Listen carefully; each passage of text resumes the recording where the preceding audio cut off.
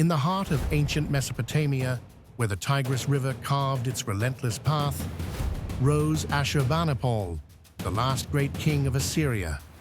From 669 to around 627 BCE, he ruled an empire stretching from Egypt to Persia, a dominion forged in blood and fear.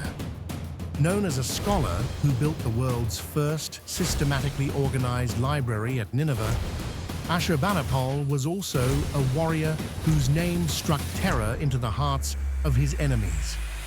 But it is not his library or conquests that define his darkest legacy. It is his unflinching cruelty, his merciless punishment of those who dared defy him, etched in his own chilling words.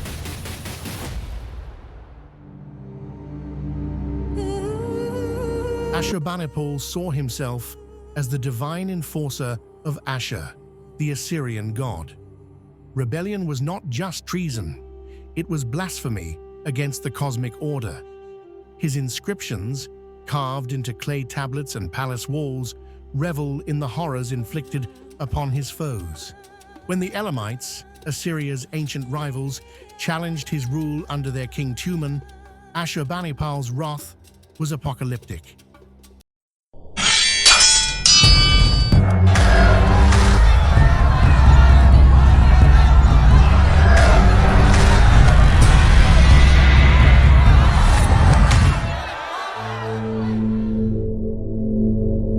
I covered the land Elam in its entirety.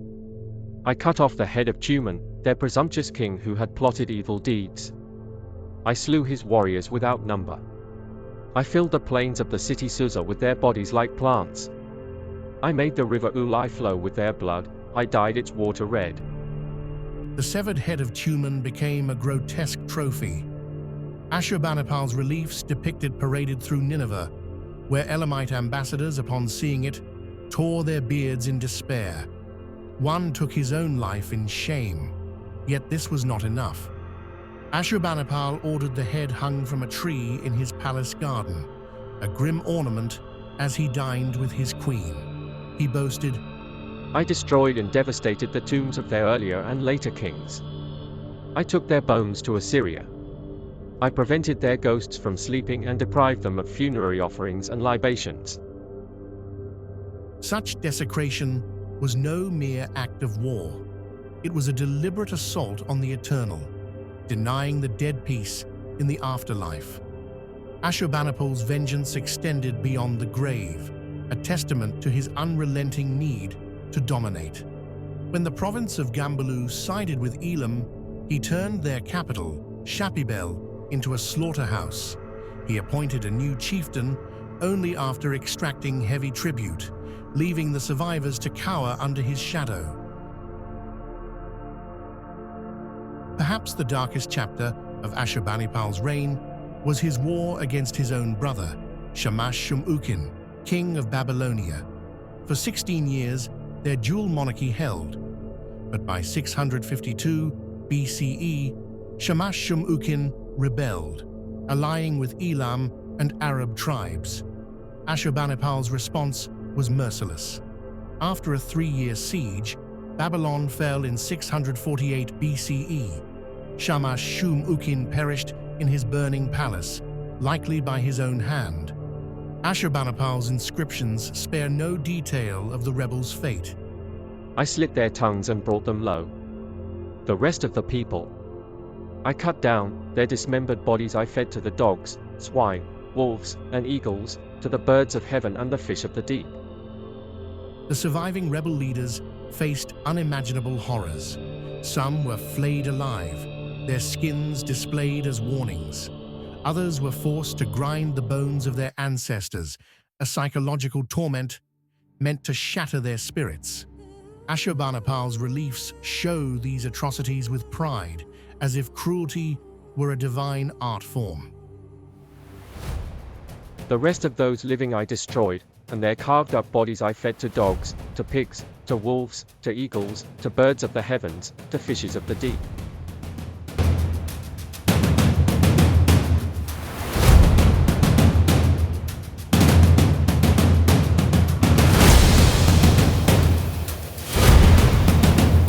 Ashurbanipal's brutality was not mindless.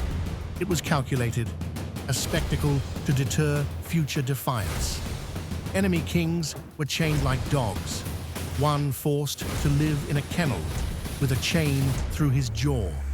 These acts, immortalized in stone, were meant to echo through time, ensuring that none would dare challenge the king who styled himself King of the World, King of Assyria.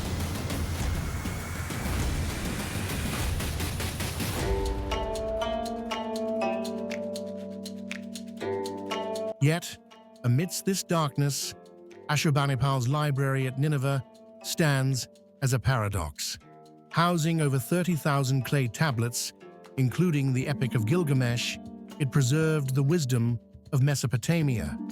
He boasted, I learned the craft of the sage Adapa, the secret and hidden lore of all the scribal arts. I have read cunningly written texts in obscure Sumerian and Akkadian that are difficult to interpret. This scholar king, who could solve complex mathematics and debate theology, was the same man who reveled in bloodshed. His library was a monument to knowledge, but his inscriptions and reliefs were monuments to fear. Ashurbanipal's empire, vast and terrifying, began to crumble after his death. In 612 BCE, a coalition of Babylonians, Medes, and others razed Nineveh, fulfilling the biblical prophecy of Nahum. He will make an end of Nineveh. He will pursue his foes into the realm of darkness. Ashurbanipal's legacy is a dual one, a patron of culture, yet a master of cruelty, whose own words paint a portrait of unrelenting vengeance.